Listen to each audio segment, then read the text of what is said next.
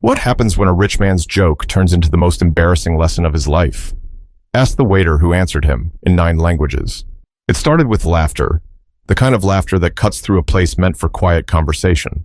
Forks paused midair, glasses stopped halfway to lips, and eyes turned toward the corner table near the window at the Red Elm, one of the most expensive restaurants in Santa Monica, California. At that table sat Richard Langford, a tech millionaire whose voice always seemed to find the walls first. He wasn't just loud, he was the type of man who liked an audience. A gold watch glimmered on his wrist, his shirt collar open like he was allergic to humility. Around him sat 3 others, business partners, maybe friends, though the kind of friends who laughed because they had to. And standing beside them was Derrick Coleman, the waiter who'd been on his feet for 7 hours straight. Derrick wasn't the type to draw attention. He moved quietly, efficiently, the way someone does when they've worked hard to make peace with long days. A well-pressed black uniform, polished shoes, and a name tag that looked almost too small for someone with so much quiet dignity. He smiled faintly as he poured water into the crystal glasses, careful not to spill a drop. That's when Richard leaned back in his chair and said, "Hey man, what's your name again?" "Derrick, sir," he replied, keeping his tone polite. "Derrick, huh? Tell me something, Derrick," Richard said, grinning. "You look like a smart guy. But let's see how smart you really are." The table laughed. Derrick stayed still. He'd seen this before, men with too much money trying to find entertainment in people just trying to work. Richard continued, "I'll make you a deal. You serve me in Chinese, the whole thing, every word you say, and I'll give you $100,000, right here, tonight." The laughter that followed was louder this time, echoing through the restaurant. A woman at the next table glanced over. A couple at the bar stopped talking. Derrick's hand froze midair, holding the pitcher. He blinked once, then set it down gently. "Sir," he said slowly, "you're serious about that?" "Dead serious," Richard said, grinning wide, his friends chuckling beside him. "I've been to Beijing 3 times. I know when someone's faking it, so let's see what you got." Derrick's lips curved slightly. Not quite a smile, not quite defiance, just calm. "All right then," he said quietly. The air shifted. Something about his tone made people turn their heads. The music from the restaurant's speakers faded into the background. Derrick looked Richard in the eye and began to speak, his voice steady, fluid. The words rolled off his tongue like water over glass, perfect Mandarin, smooth and effortless. He greeted him formally, asked how his evening was, then described the day's special in tones so precise that even a native speaker would have nodded in respect. At first, Richard laughed again, as if waiting for a mistake, but none came. Derrick spoke confidently, the rhythm of his words natural, his pronunciation flawless. He didn't stutter, he didn't pause. When he finished, he gave a short bow and said, "Would you like me to continue in another language?" The laughter died instantly. For a moment, nobody said a word. Even the clink of dishes from the kitchen seemed to stop. One of Richard's guests looked at him, unsure whether to laugh or apologize. Derrick simply stood there, hands behind his back, waiting for an answer. But Richard didn't speak. He just stared, the smirk fading, the arrogance thinning into disbelief. But this wasn't where Derrick's story began, because what happened that night wasn't luck. It was the result of years of struggle, sacrifice, and dreams buried under bills and long shifts. Before that night at the Red Elm, before the laughter and the challenge that would change everything, Derrick Coleman was just another face lost in the rhythm of survival. He lived in a modest 1-bedroom apartment in Pasadena, with thin walls that let in every sound from the street below. Sirens, traffic, and sometimes the laughter of neighbors who seemed to have life figured out. Most mornings started before sunrise. Derrick would brew coffee in a chipped mug that read, "World's Best Brother," a gift from his sister before she moved to Dallas years ago. He'd sit at the small kitchen table with a notepad, scribbling words in different languages. That was his ritual. 30 minutes every morning, before the noise of the world crept in, just him, a pen, and his dream. He'd taught himself languages the way some people teach themselves to breathe. Naturally, almost desperately. At first it was French, then Spanish, then Swahili. Mandarin came later, mostly from old textbooks and hours spent listening to online lectures after his shifts. He didn't have a college degree, not anymore. He'd dropped out of the University of Oregon during his junior year when his mother got sick. Bills piled up fast, and soon, studying phonetics and syntax gave way to studying restaurant menus and tip percentages. But Derrick never complained. He had that quiet kind of strength, the kind that doesn't need to announce itself. Every word he learned, every phrase he mastered, felt like a small rebellion against the life he was living. One of his co-workers, Lena Morales, a waitress who'd worked at the Red Elm for almost a decade, used to tease him. "Derrick, what's the point of knowing all those languages? You planning to run the UN from table 5? She'd joke, sliding past him with a tray of drinks. He'd chuckle softly. "Nah, just keeping my brain from falling asleep." "You're weird," she'd laugh. "Yeah," he'd say with a shrug. "But at least I'm weird in 9 different languages." It was that kind of quiet humor that kept him going. Still, deep down, there was something heavier, a weight that came from knowing how close he'd been to a different life. A career, maybe teaching, maybe interpreting, maybe traveling, but that version of his life had been paused indefinitely. After his mother passed, Derrick's world got smaller. The university called about unfinished credits. Debt collectors called about unpaid loans. Opportunity stopped calling altogether. The Red Elm became his world. Polished tables, foreign wine lists, and faces that rarely looked him in the eye. Yet, Derrick carried his dreams like hidden treasure. When customers from abroad came in, he'd quietly surprise them by greeting them in their native language. A few would smile in disbelief, asking how he learned. Others just nodded, too surprised to respond. But no one ever looked at him the way Richard Langford did that night, with mockery. There was one night that stood out before everything changed. A family from Morocco had come in, parents and their teenage daughter visiting California for the first time. Derrick overheard the father struggling to order, so he gently stepped in, speaking to them in Arabic. The family's faces lit up. The father placed a hand over his heart and said, "Thank you. You make us feel welcome." That moment stayed with him, not because it was grand or dramatic, but because it reminded him that his knowledge still mattered, even in small corners of the world. But no good deed could change the fact that Derrick lived paycheck to paycheck. Some weeks he'd choose between groceries and the electricity bill. Some nights he'd eat ramen and read old notes about Latin grammar, as if holding on to the hope that one day life might look different. But life has a strange way of testing you when you least expect it. And Derrick's test came that Friday night, the one that would make strangers whisper his name for weeks afterward. Friday nights at the Red Elm were always a storm. Polished shoes moving fast, orders flying between tables, and the faint smell of seared steak and white truffle drifting through the air. It wasn't just another night for Derrick Coleman. It was payday. Rent was due on Monday, and he'd been counting his tips in his head since noon. The restaurant was already full when the reservation came in. Table 9, window seat. A party of 4 under the name Richard Langford. The staff knew the name. Rich tech entrepreneur. Loud. Big tips if you smiled enough, or nothing at all if you didn't laugh at his jokes. When the hostess told Derrick he'd been assigned to that table, he sighed quietly, but nodded. "Got it," he said, tucking his notepad into his apron. Richard arrived late, the kind of late that said, "You'll wait for me." He walked in wearing a deep blue blazer over a t-shirt that probably cost more than Derrick's rent. His friends trailed behind him, 2 men in business casual and a woman with diamond earrings that caught every bit of light. "Table 9, the hostess said, smiling as if she were introducing royalty. Richard didn't thank her. He just smirked and said, "Hope you got the good waiter tonight." Derrick greeted them at the table. "Good evening, everyone. Welcome to the Red Elm. My name is Derrick, and I'll be taking care of you tonight." Richard leaned back, eyes narrowing slightly. "Derrick, cool name," he said. "You sound like you take this job seriously." "I try to do my best," Derrick replied calmly, handing out menus. Richard grinned. "That's all we can do in life, right?" "Try our best." He turned to his friends. "Except some people's best just looks different than others." They laughed. Derrick smiled politely and waited. He'd heard worse. "What's the special?" one of the men asked. Derrick began listing it, describing the pan-seared halibut with saffron risotto and roasted fennel, his voice measured and professional. But before he could finish, Richard interrupted. "Hold up," he said, raising a hand. "Say that again, but make it sound international. You know, fancy. You ever been overseas?" "No, sir," Derrick said. "Oh, that's too bad." "Maybe one day," Richard replied, leaning forward. "You seem like you'd appreciate culture. You know, accents, food, language, that kind of stuff." Derrick kept his tone even.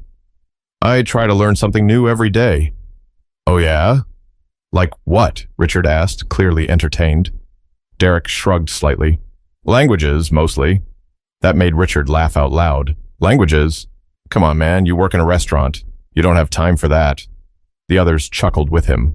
One of the men said, maybe he's got one of those translation apps? Derrick just smiled again and said softly, no app. Just practice. Richard tilted his head, watching him.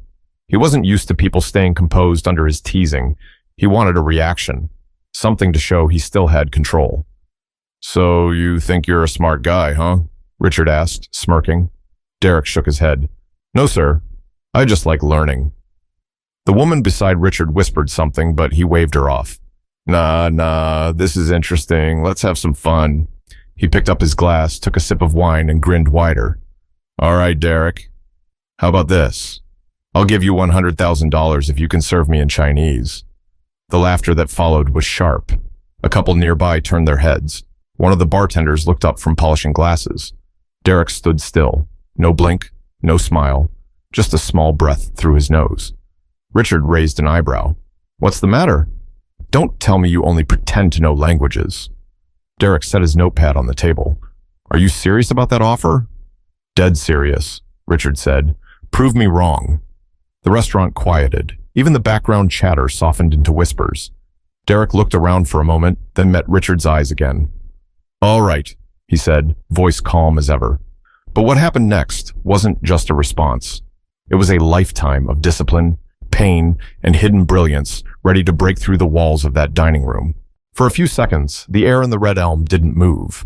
Forks hovered mid-air, laughter hung unfinished, and all eyes settled on Derrick Coleman, the quiet waiter, now standing across from a man who thought money could buy humility. Derrick's mind wasn't racing. It was still. Years of late nights, dictionaries, and notebooks flooded him, but not as noise, as calm. He knew exactly what he was about to do. He adjusted his tie slightly and gave a slow nod. Okay, he said softly. Let's begin. Richard leaned back in his chair, smirking, clearly expecting a joke. Go ahead, Professor, he said. But Derrick didn't smile. He stepped closer to the table, straightened his posture, and began speaking. Not in English, but in Mandarin Chinese. His voice flowed with precision, every tone landing where it should. He greeted the group formally, welcomed them to the Red Elm, and introduced the menu with the ease of someone who'd spoken the language for years. His pronunciation was clean, his rhythm natural. At first, Richard laughed, a nervous, mocking kind of laugh, but it faded fast. Derrick wasn't fumbling, he wasn't pretending, he was fluent. The woman beside Richard blinked and whispered, "Wait, he's actually speaking it." Derrick continued, describing the halibut, the steak, and the house red wines, all in Mandarin. He even switched to the proper dialectal phrasing for medium rare and chef's recommendation. The room stayed silent, except for the occasional gasp from nearby tables. When he finished the full explanation, he gave a small bow and added in Mandarin, "Would you like me to repeat it in another language?" Richard blinked. "What did you just say?" Derrick smiled faintly. "I asked if you'd like me to continue in another language, sir." "You're joking." "No, sir." "I can serve you in 9." Laughter rippled again. But this time, it wasn't cruel. It was disbelief. Derrick turned slightly and without hesitation switched to French, then Italian, his accent shifting effortlessly. His tone matched the rhythm of each language perfectly, softening in French, lilting in Italian. Then he turned toward one of the business partners who looked Middle Eastern and spoke in Arabic, wishing him peace and thanking him for dining there. The man's eyes widened. It was perfect. He switched again, this time to Swahili, then Japanese, then German. The transitions were seamless, like a conductor changing instruments mid-performance. The entire restaurant had gone still. Even the manager stood frozen near the bar, unsure whether to interrupt or applaud. Derrick finished by speaking in English, his voice steady and low. "Language," he said, "isn't a trick. It's respect. It's how you say, 'I see you. I value your presence.' You asked me to serve you in Chinese, sir. But what you really asked was whether I was worth your respect." Richard didn't move. His smirk was gone. His friends looked anywhere but at him. Derrick waited. For a moment, nobody breathed. Then a man from another table clapped. Just once. It echoed through the quiet room. Another clap followed. Then another.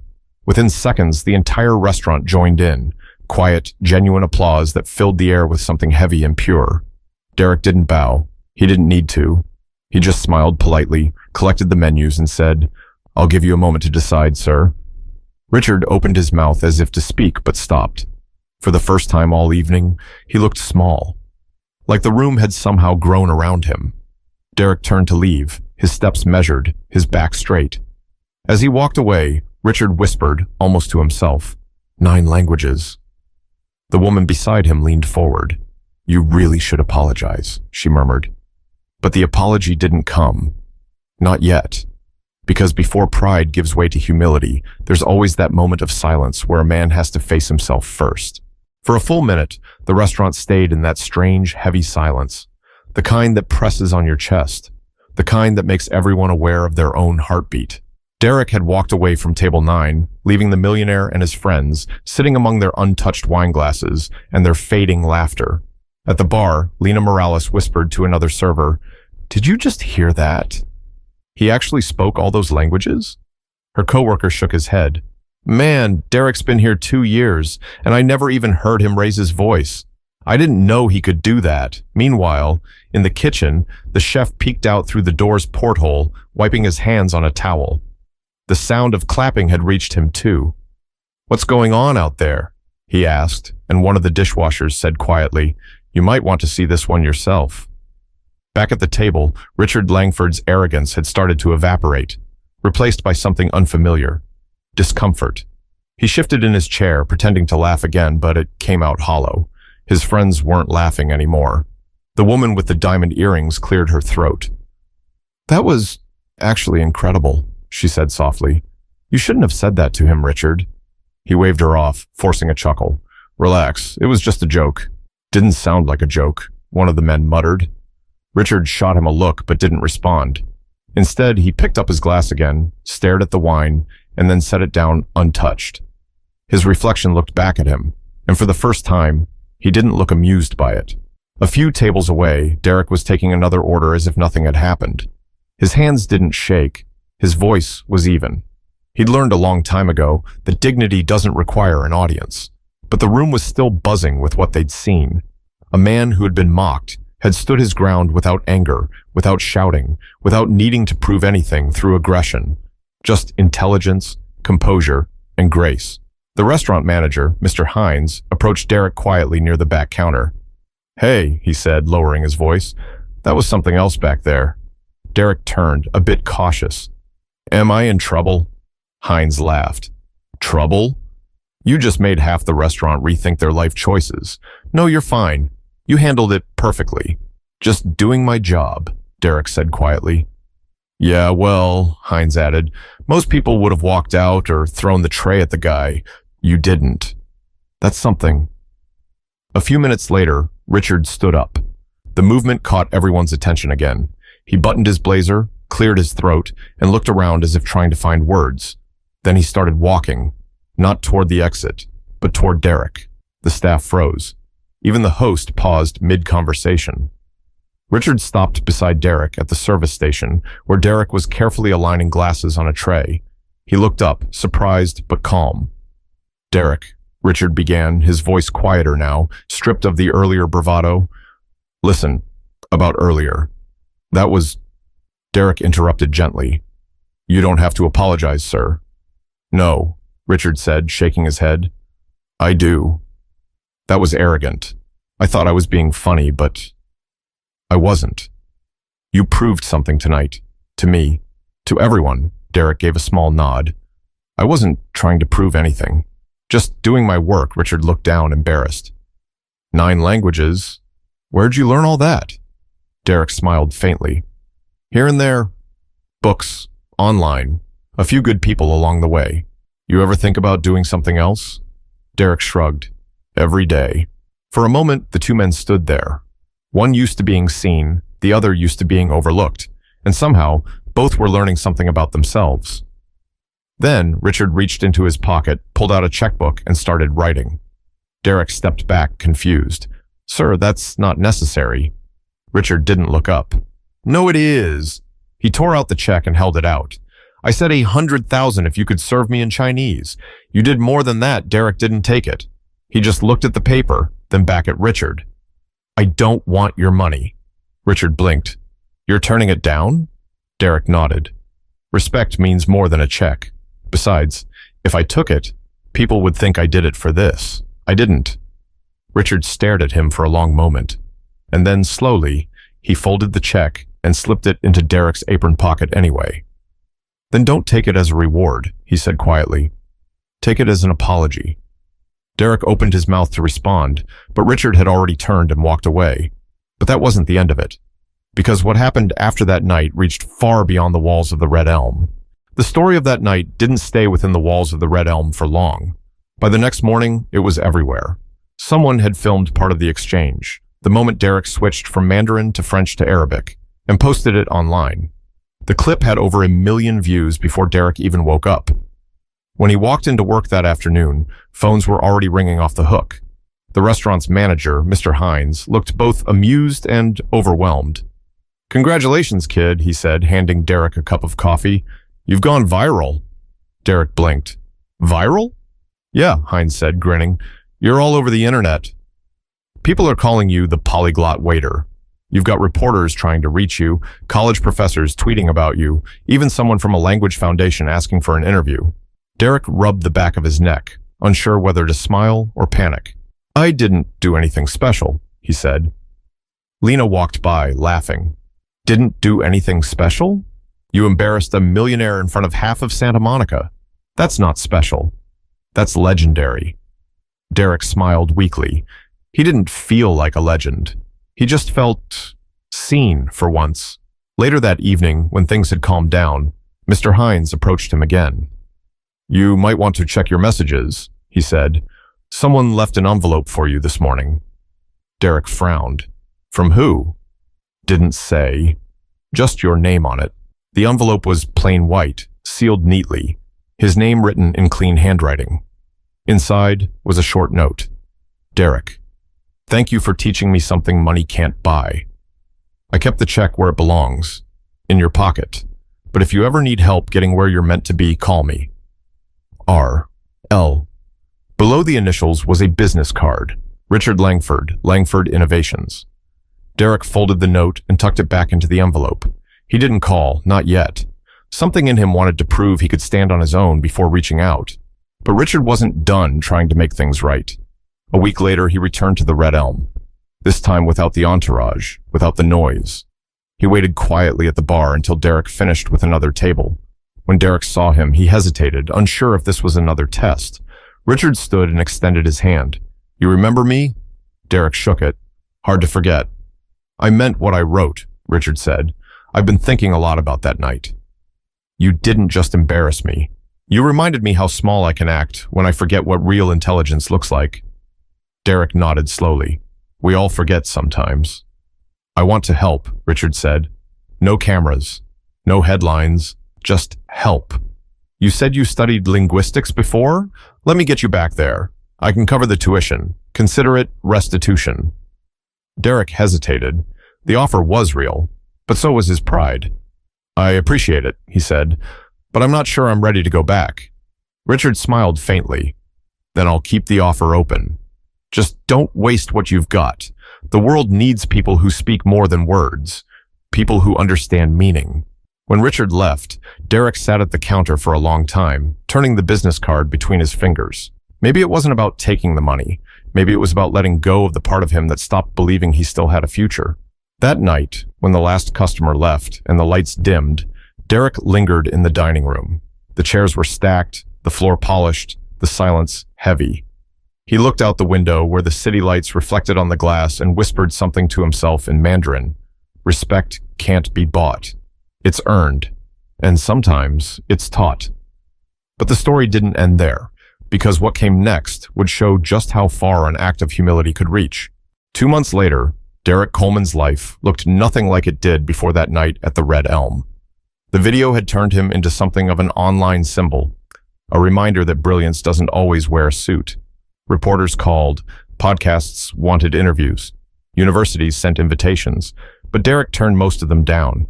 He wasn't chasing fame, he just wanted peace, and maybe a chance to rebuild his dream. One morning, as the California sun poured through his apartment window, he opened his laptop and found an email from the University of Oregon, his old school. The subject line read, "Scholarship Reinstatement Proposal." Inside, a professor he hadn't spoken to in nearly a decade had written, "We saw the story about you. The department would like to invite you back to complete your degree. Full coverage, no conditions. The world needs people like you representing what language can mean." Derrick sat there for a while, reading it over and over. He smiled, then laughed quietly to himself. For years, he'd buried that part of his life under double shifts and bills. Now, it was knocking again. He quit the restaurant a month later. His last shift was bittersweet. Hugs from coworkers, applause from customers who recognized him, and a final handshake from Mr. Hines, who said, "Don't come back unless it's as a guest." And that's exactly what Derrick did. A year later, he returned to the Red Elm, this time wearing a suit, not a uniform. The restaurant was quieter that night, and when he walked in, the hostess recognized him instantly. "Table for one?" she asked, smiling. Derrick nodded. Yeah, just one halfway through his meal, a familiar face appeared at his table, Richard Langford. He looked different now, no entourage, no smug grin, just a man carrying humility. "Mind if I join you?" Richard asked. Derrick gestured toward the empty chair. "Please." They sat in silence for a moment, both aware of the irony. The same restaurant, the same man, but everything had changed. "I heard you went back to school," Richard said finally. "Yeah," Derrick replied, "graduating next semester." "That's incredible," Richard said. "You know, that night still plays in my head. You didn't just embarrass me. You taught me something I didn't even know I needed to learn." Derrick smiled faintly. People teach us things in strange ways. Sometimes the lesson just comes wrapped in pride. Richard nodded. "I deserve that." "Maybe," Derrick said, "but you also grew from it. That's what matters." The two men sat for another hour, not as millionaire and waiter, but as equals. When they stood to leave, Richard extended his hand. "Thank you, Derrick." For everything, Derrick shook it. "No need to thank me, Richard. Just keep talking to people. Really talking. You'd be surprised what you learn when you stop testing and start listening." Outside, the night air was warm and calm. Derrick walked home slowly, taking the long way. He passed a group of young people laughing outside a cafe. One of them asked him for directions. In Spanish. Without hesitation, Derrick smiled and replied fluently, pointing them the right way. As they thanked him, he switched to French, then back to English, leaving them amazed. He laughed softly to himself as he continued down the sidewalk. He didn't need applause. He didn't need money. He had something far better. Peace, purpose, and the quiet satisfaction of knowing that words could build bridges where pride once built walls. That night, before bed, Derrick opened a new notebook and wrote one simple line across the first page. "Respect is the only language everyone understands." Then he underlined it twice, closed the book, and turned off the light. And that's the lesson, isn't it? You never really know who you're talking to, or what they've been through. The person you underestimate today might be the one who teaches you tomorrow. So before you judge, before you mock, before you test someone's worth, remember, kindness costs nothing, and respect speaks louder than any language. If this story moved you, share it, not for views, but for someone who might need to hear that their talent still matters, even when the world forgets to look.